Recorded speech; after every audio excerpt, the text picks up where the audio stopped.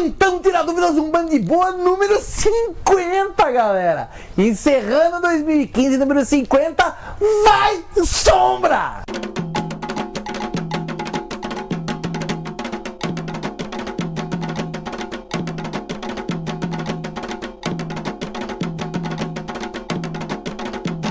E aí, Sombrão, tem sessão beijinho hoje? Tem! E a quem mandaremos os nossos abraços e o nosso axé? Temos que mandar um salve para o Josuel da Silva, mais conhecido como DJ Mascote, que fez aniversário agora no dia 16 de dezembro, e para a Casa de Oração Divina Luz de Deus, que ele frequenta há quase 4 anos. Ele é de Sonora, Mato Grosso do Sul. Nossa, galera, Mato Grosso do Sul, todo mundo de Sonora, principalmente meu amigo Josuel, DJ Mascote, aí da Casa de Oração Divina Luz de Deus. Abraço do Bando de Boa, galera, obrigado por tudo, axé do Bando de Boa pra vocês, galera. Tem mais? Tem, e a Tainá Rocha, do terreiro de Umbanda Eurípides Bazanufo, o Tueb, lá de Brasília, Distrito Federal. A minha amiga Tainá Rocha, aí de Brasília, da Tueb, galera, obrigado. Abraço, axé do Bando de Boa, que Oxalá abençoe todos vocês, meus irmãos. E também um salve com muita alegria para o William Alevati, para ele e para os irmãos da tenda de Umbanda Caboclo Oxóssi Rei da Mata, do bairro de Água Rasa, São Paulo. Meu irmão William Alevati, aí galera da Água Rasa de São Paulo, de toda a cidade de São Paulo, região metropolitana de São Paulo, obrigado a todos vocês da tenda de Umbanda Caboclo Oxóssi Rei da Mata, obrigado, galera. Que Oxóssi que manda na casa de vocês abençoe, assim que o nosso Pai Oxalá abençoe todos vocês. Axé do Bando de Boa pra vocês, meus irmãos. E agora vamos às perguntas, Márcio. Bom, vai encerrar o ano, Sombra. Mas vai encerrar pesado, na espada de algum, como é que vai ser isso aí? Não sei como será, hein, Márcio? Tchan, tchan, tchan, tchan. Tá pesado, 2015 foi peso, Plantão Tira Dúvida sofreu aqui. Vai, Sombra, manda a primeira. Porém, antes, o Márcio Goulart, ele mandou o seguinte recado. Márcio, a cidade que você mencionou no vídeo sobre o povo cigano no sul da França, ligada à história de Santa Sara Cali, é Saintes-Maries de la Mer. Saint-Marie de la Mer, é isso mesmo. Saint-Marie de la Mer. Obrigado. Olha, galera, isso que é legal, integração, porque eu falei no vídeo que eu não me lembrava exatamente o nome da cidade.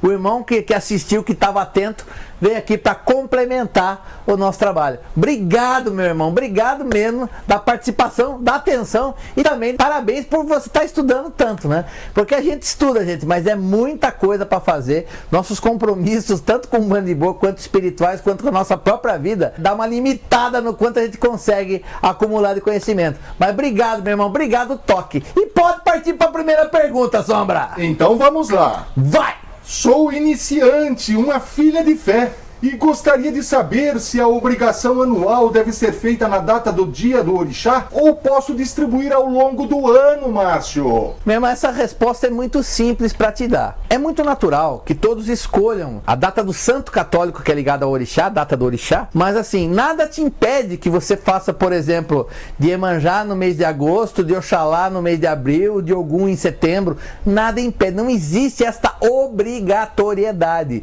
Muitas casas não seguem esse calendário. Muitas casas é conforme a inspiração ou as próprias entidades do pai ou a mãe de santo conduzem, é que determinam quando serão as obrigações. Na minha casa que nós trabalhamos, muitas obrigações são dadas próximas ou muito perto, ou quem sabe até no dia daquele do orixá. Outras não tem nada a ver. Por exemplo, a obrigação de Oxóssi nossa é em janeiro, mas a obrigação de Oxalá, que em tese seria em dezembro, é dada em agosto junto com o Nanã. Então eu falo para você, não tem muito a ver. Distribua conforme melhor lhe aprouver. Eu acho que uma obrigação é importante ela ser feita com todo carinho, com todo amor. Eu acho que quanto mais você pode oferecer, tanto quanto melhor. Mas eu lembro que a espiritualidade é sábia. Se você não tem condição de dar muita coisa, se você levar uma vela e o seu coração, uma fruta e o seu amor, eu tenho certeza que a espiritualidade vai entender que isso também pode servir como uma obrigação. Eu peço a você, minha irmã, que você seja abençoada e que você consiga, através das obrigações, aumentar o nível de conexão com a força de cada orixá. E é isso. Próxima, Sombra. Segunda pergunta. Segura essa então. Ai, meu Deus. Me disseram que tem certas pombagiras que não se gostam. E quando o médium tem as duas, causam confusão, pois elas brigam. A mais forte toma conta e não deixa a outra incorporar para trabalhar. Isso é verdade, Márcio? Bom, eu vou ter que contar uma historiazinha minha para você poder entender o que eu penso de tudo isso. Eu trabalho diretamente com 2 Exus. Eu tenho mais que incorporam, alguns outros, né? Mas assim, 2 que trabalham diretamente comigo, que é aquele que mais trabalha, que é o de frente, que é o seu Tranca-Rua das Almas, e depois eu recebo o Exu das Matas. Existiu, principalmente no começo do meu desenvolvimento, uma briga muito forte, porque o das Matas queria trabalhar, só que o das Matas ele tem um tipo de trabalho muito diferente do seu Tranca-Rua. O das Matas tem aquela condição de Exu que dá risada, que brinca, que mexe com todo mundo. Ele não quer ficar em ponto nenhum, ele não quer ficar parado. Isso dava muito problema. E o das Matas, ele não é uma entidade que escuta com paciência. Ele fala com você em parcelas, porque ele conversar com você, ele dá uma volta. Por todos esses motivos, através do tempo, seu Tranca-Rua foi se firmando como uma entidade que acabou trabalhando mais. E é mesmo hoje, que tá todo mundo de boa, um toma a bebida do outro, sabe? E eles se dão bem, ainda existem ainda umas pequenas rusguinhas. Isso nunca trouxe problemas diretamente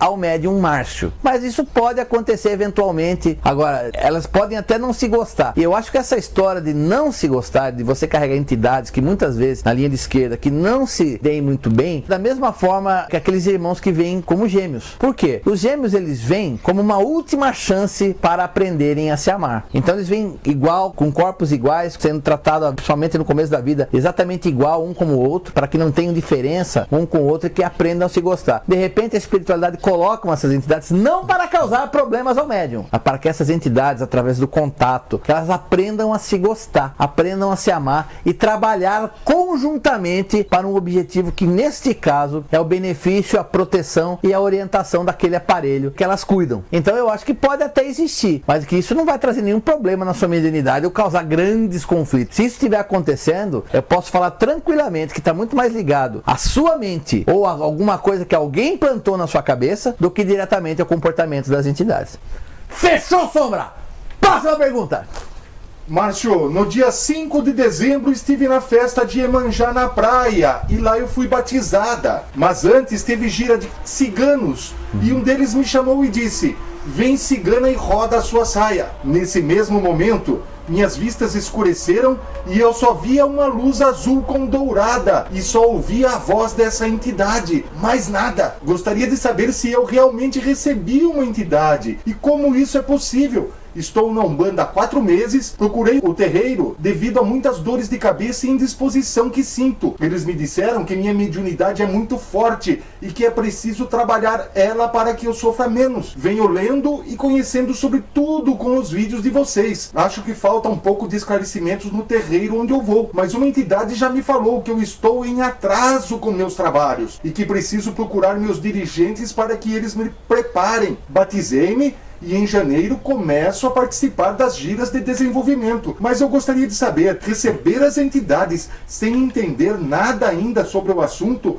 não é uma forma de confundir o médium? Olha, irmã, primeiramente eu creio que essa experiência que você viveu realmente não foi uma incorporação, mas você pôde sentir a força daquela entidade. Porque ela não assumiu, você só via as cores e eu só escutava a voz da entidade que estava conduzindo aquela situação. Eu não acredito que você tenha tido realmente uma incorporação, mas isso é só uma sinalização, dizendo assim: é por isso que você precisa desenvolver sua mediunidade, minha filha. Com relação a, não é errado eu começar a desenvolver antes de compreender, eu acho que cada caso é um caso, da mesma forma que eu sempre falo, uma mãe e um pai que tem 10 filhos, um filho é diferente do outro, da mesma forma que cada dedo da mesma mão é um diferente do outro. Eu falo pra você, cada caso é um caso. Eu vejo que a maioria dos casos que se encontram, como as próprias entidades já relataram aí, que estão com desenvolvimento atrasado, porque isso faz parte da missão que você assumiu quando reencarnou, o que acontece? Você vai ser obrigado a fazer os dois concomitantemente. concomitantemente, ou seja, tudo ao mesmo tempo. Você vai ter que desenvolver a sua mediunidade ao mesmo tempo que você estuda. E isso vai ter que ser uma coisa que você vai ter que aprender a viver. Mas tenha certeza, minha irmã, a espiritualidade é sábia. O pouco que você falou, falta um pouco de alguma instrução no meu terreiro. Eu acho que só o fato de ter desenvolvimento mediúnico, eu acho que já é um grande passo. Então eu falo para você,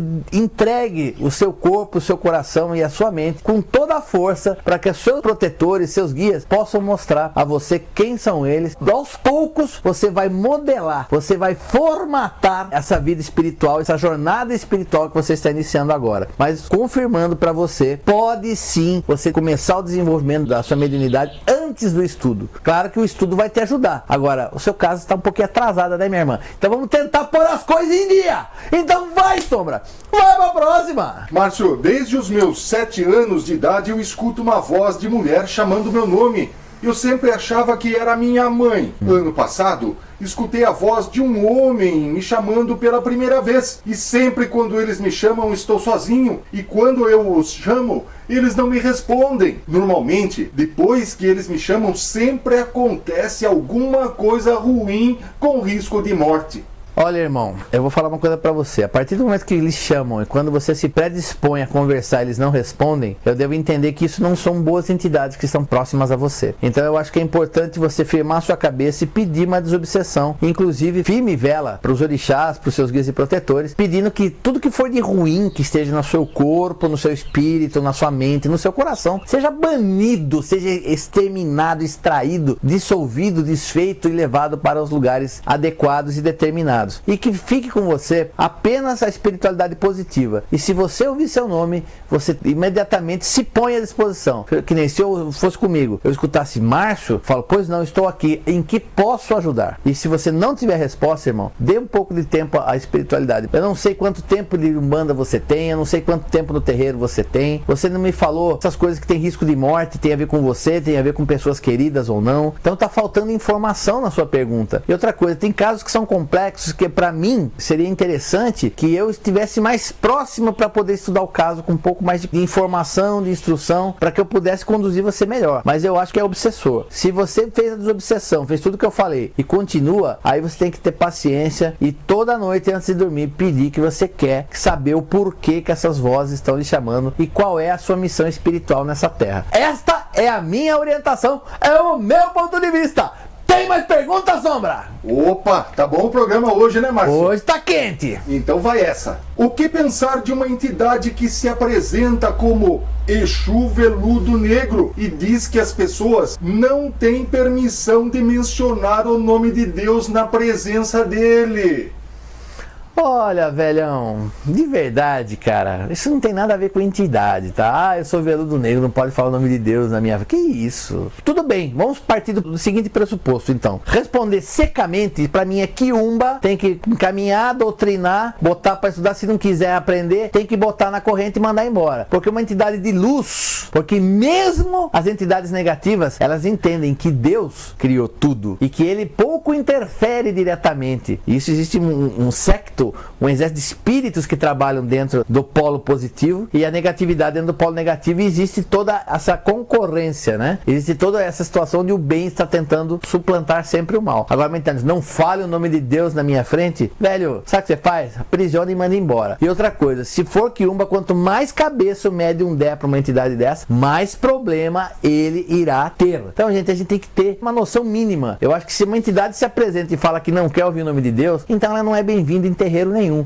porque todo terreiro vai trabalhar no primeiro lugar e nas forças do Deus único, na força do Mestre Jesus Cristo, na força de todos os orixás, para que a gente possa levar a caridade espiritual a todos aqueles que precisam. A entidade não quer que fale o nome de Deus, ela não tem como ajudar ninguém. Então, velho, amarra, aprisiona, faz a desobsessão e manda embora. Faz um tratamento profundo neste médium, porque se abriu portas para uma entidade dessa, porque ele está muito debilitado, e só depois de você ver que ele está firme novamente, é que reintegra ele ali na corrente mediúnica. Esta é a minha opinião. Não adianta eu querer ficar poupando palavras querendo ser legal. É o que eu acho de verdade. Certo, Sombra? Certos. E aí, encerrou a parada? Tem mais? Só mais uma hoje, Então vai, Sombra, mande! O que acontece com o espírito quando o corpo passa por um acidente ou fica em estado vegetativo? Esse espírito sofre durante esses momentos? Olha, o espírito mesmo pouco sofre, mas o espírito pode sofrer pela vontade que tem de querer se comunicar com o mundo material e não conseguir, ou pelo próprio medo de acreditar que pode só estar se desligando efetivamente dessa encarnação. Então isso é uma coisa que gera muita angústia, muita ansiedade no espírito, mas sofrimento físico diretamente, não. Existem casos, existem relatos que o espírito pode sofrer dores, mas é uma coisa transitória que vai estar muito mais ligado ao mental do que aquele espírito acredita. Então se você achar que você sofreu um acidente e você vê o acidente, você fica com dor. E existem milhares de relatos de espíritos que o corpo é esmagado, nessa hora rompe-se o cordão de prata, o espírito é projetado para fora, a pessoa não sabe que morreu e não tem dores. Tem coisas engraçadas, né? Então eu falo, tá muito ligado ao que o espírito acredita, porque se o espírito acreditar, ele vê o corpo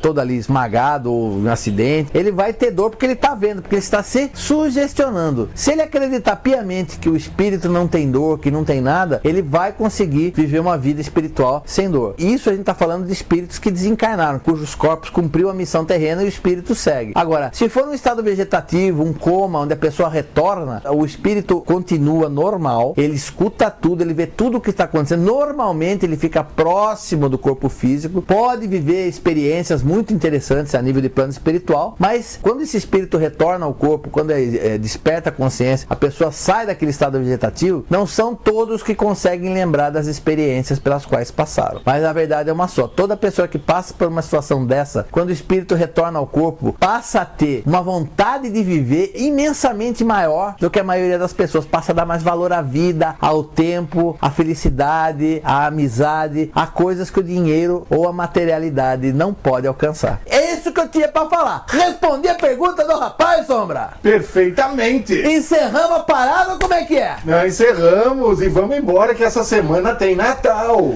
É isso aí, galera. Mas de boa quer desejar para você o quê? Feliz Natal! Que o nosso Pai Oxalá, que o Mestre Jesus Cristo possa abençoar a sua vida com toda a força, que aumente a sua paz, que aumente a sua fé, que você possa ter um contato cada vez mais firme e mais forte com a espiritualidade, que a espiritualidade também possa agir através de você, para que você consiga ter uma vida material e espiritual cada vez melhor, cada vez mais cheia de realizações. Esse é o desejo do Mande Boa para você. Eu quero saber você, irmão, o que você vai fazer sábado, 9 horas da manhã? Você vai preparar o resto do Natal para o almoço de sábado? Não vai, meu irmão! Sabe o que você vai fazer? Vai ser um novo vídeo no Mande Boa. Balanço 2015, balanço do ano de nosso Pai Ogum. É sábado, é 9 horas da manhã, é depois do Natal, mas eu vou estar aqui sábado, 9 horas da manhã.